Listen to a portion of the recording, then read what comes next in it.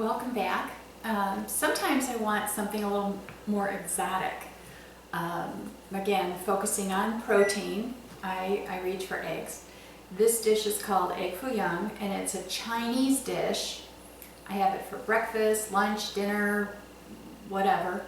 You can substitute the chicken that I'm going to use with shrimp or beef or pork, or you don't have to have any additional protein and have it just with the eggs. Before I make the egg Foo Yung, I use the noodles from a ramen noodle package, and I just put this in some water to rehydrate them.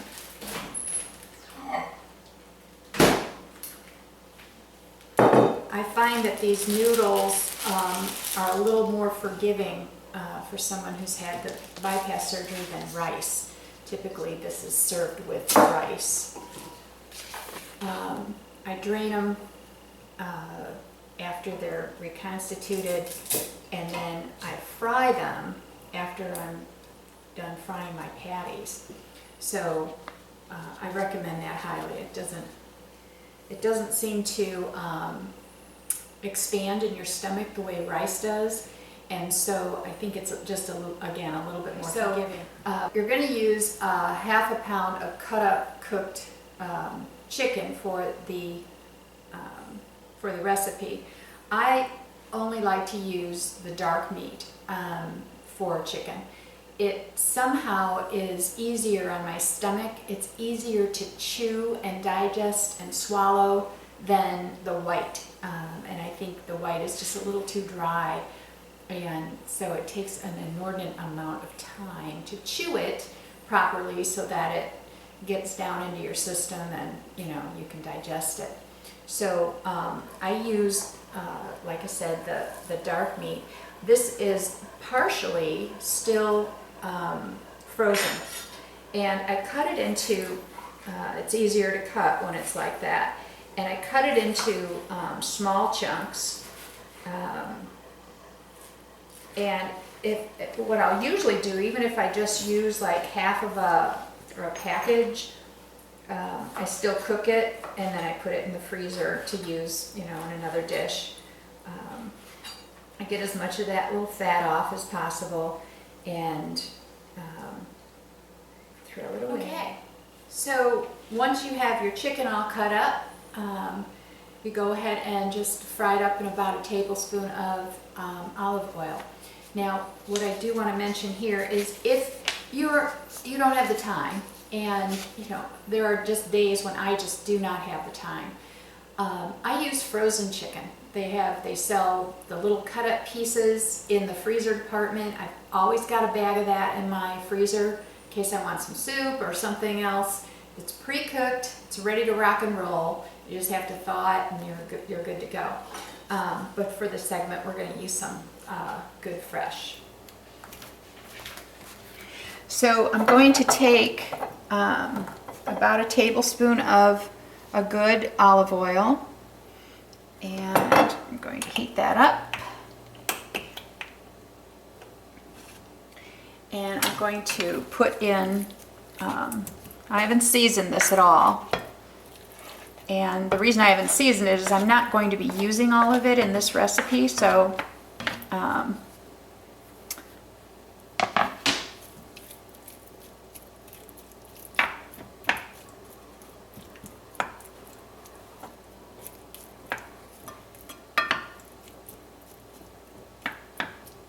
and I try to just get it kind of single layered in the bottom of the pan so that it all cooks through really evenly.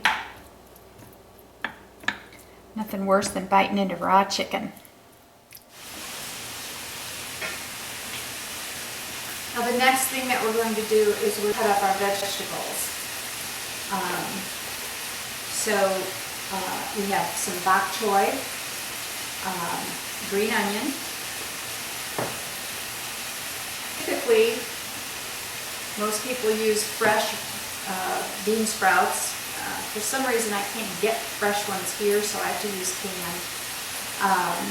Some mushrooms, celery stalk, this one, and some water chestnuts that are drained, and get everything cut up I'm going to start with the onions, and there's a lot of onion in this particular recipe, more so than I usually use, and it seems like a lot, but it really does bring the flavor full forward. And you know, I cut them small, you know, so that you're not chomping into a huge onion.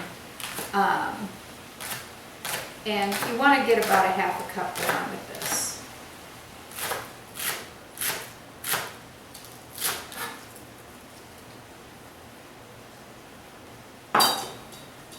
And that should be about a half a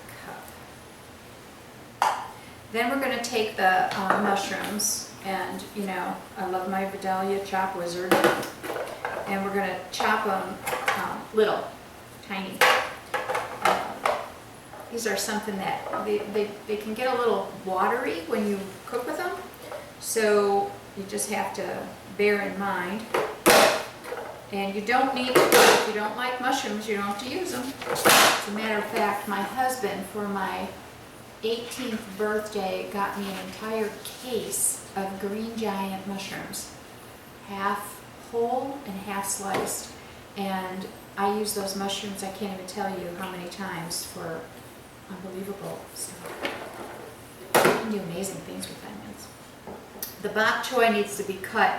I cut the bok choy pretty chunky. I like it when it's crispy and chewy. I do put some of the leaf in there, not too much, but you know, I like it. So I use three full stalks of the bok choy in my recipes, because again, it's so good for you, and it just gives it that nice crunchy taste.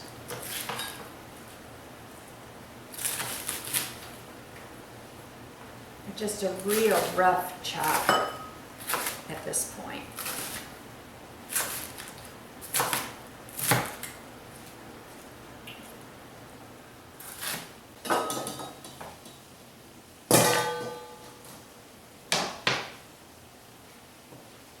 I take a stalk of celery. With this, I use my Vidalia slicer because I want those chunks to be really small. There's a lot of flavor in celery, and it can overpower a dish if you're not careful with it. So for such a lovely mild dish that we're making here today, you know, having that cut up, and you can see the sizes of that are pretty small, and this will make it really nice. So I'm going to put that in with the bok choy.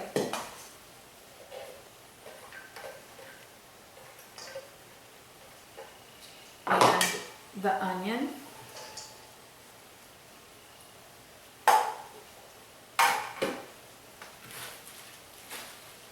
And the bean sprouts. Now, the recipe calls for a half a cup of bean sprouts. I like a lot of them, and so I just use basically the whole can. The can comes, there's a 14-ounce can. So use your judgment, you know, whatever you believe. As far as the water chestnuts are concerned, I get this sliced, and I use about a half a can.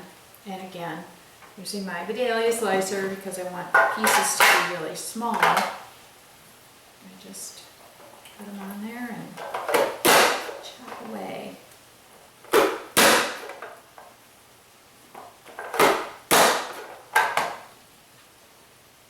And I don't know if you've listened to my other segments, but I got this because I didn't want my grandbabies to be around knives when they were little, and they always wanted to help me in the kitchen. So this was perfect. It doesn't, you know, they can't really get hurt on it.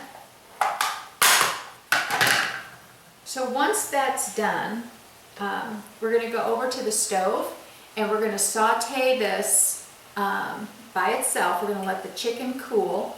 We're going to take that off the grill and we're going to saute this up and stir fry it. If you have a wok, that's great. I have a pan that's kind of like a wok, but it's a real fry pan. So I'm going to take this off the grill, off the stove.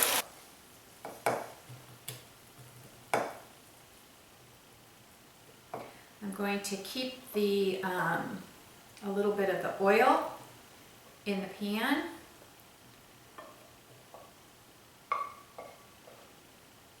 To use to saute the vegetables.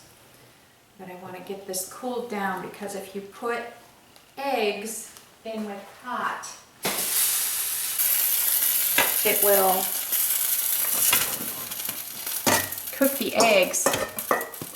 You want this to be on a high heat whenever you're stir frying something. You want it to be as high as possible as far as your heat is concerned because it's a quick cook.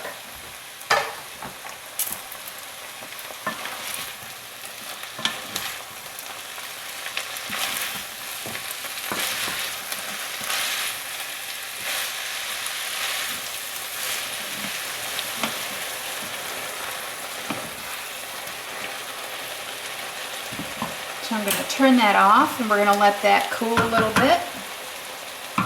And while we're waiting for that to cool, I'm going to go ahead and make the sauce.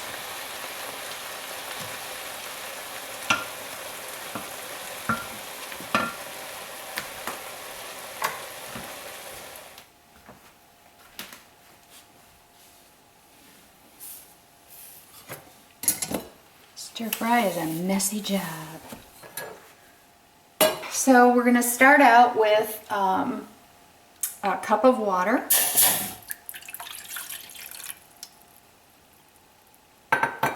We're going to add a teaspoon of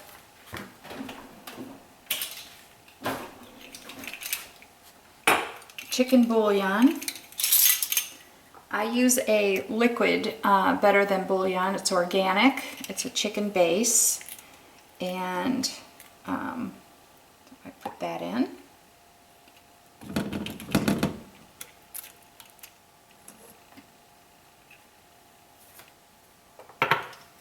And then it calls for 4 teaspoons of hoisin sauce.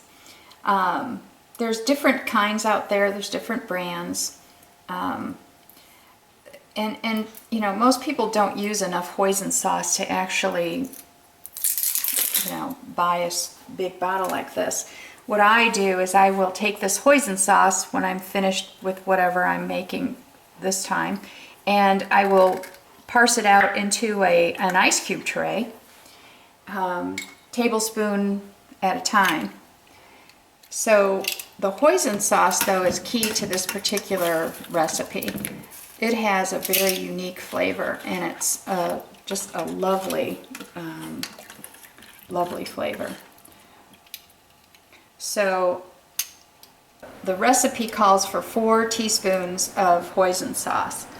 And, you know, it's, like I said, it's a nice, thick, wonderful flavored sauce. I happen to just love this taste.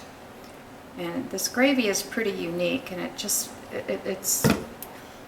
the perfect gravy for that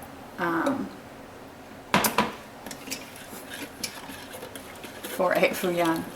Whoever thought of it did a good job. Now, I use a tiny amount of water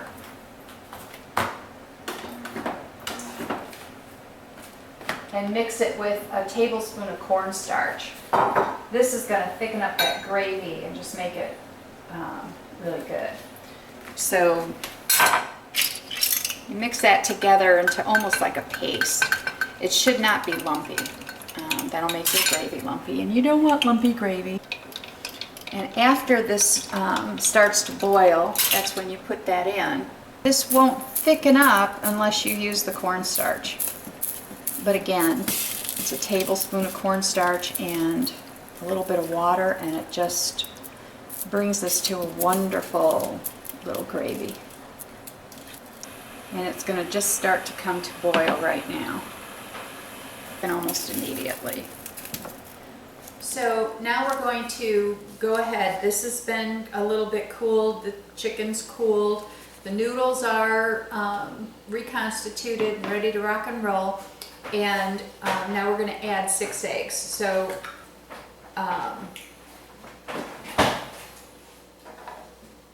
you're going to beat these eggs just like as if you were making an omelet, because that's basically what this really is, except or it's using wonderful Chinese ingredients. So this particular recipe calls for 6 eggs. I'm going to use 7. So I have my 7 eggs ready to be whipped up together.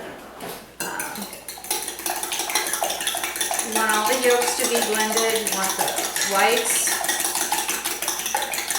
to be nice and blended. I take my chicken. I'm going to go ahead and put it in with my vegetables.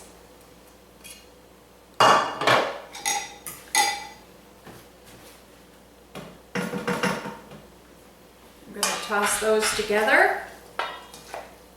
So I've put the chicken in with the vegetable mixture, and now I'm going to go over to the wok and we're going to make some big Foo Yung. The egg and the chicken and vegetable mixture together, and I'm going to put that in the pan. Just one patty at a time.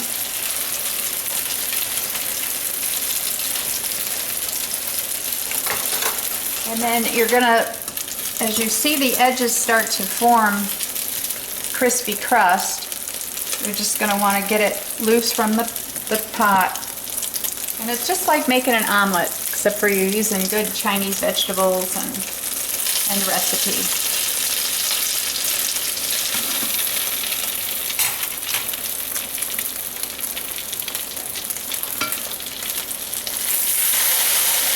I usually let this cook for about 2 to 4 minutes, depending on the size of them that you do. You can use a griddle for these, or your wok, fry pan, whatever. Just make sure you've got enough oil in the pan so that it doesn't set on. And that stayed together pretty good, so I'm going to go ahead and pull it off. I'm going to take just a little bit of oil. And you're going to take these noodles and you're going to parse out probably maybe a couple of well, maybe not quite that many. About that much. And again, you just want to get them a little crispy. And if you remember in the first segment, this is the size that I said my stomach was going to be. This is what I wanted to keep it at. So in order for me to do that, I can't eat more than what goes into this container. And these noodles should be more like your, garnish as opposed to your meal. Because what you're trying to do, for every piece of carbohydrate that you put into your body, at this stage of your recovery, it takes up space that could have been used with protein. And you've got to get that protein in. You've got to get it in every single day, no matter what. So, so if you look at the size here,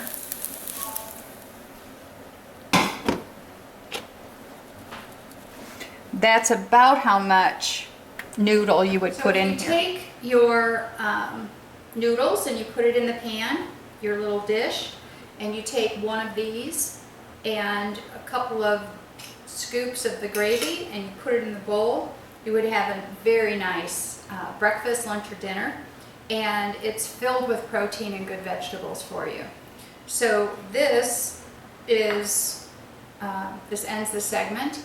Again, you gotta love yourself before you can share it with anyone else. Thanks for watching, and we're going to talk about some lunch items next, and just some strategies for how to eat at lunchtime. Thanks!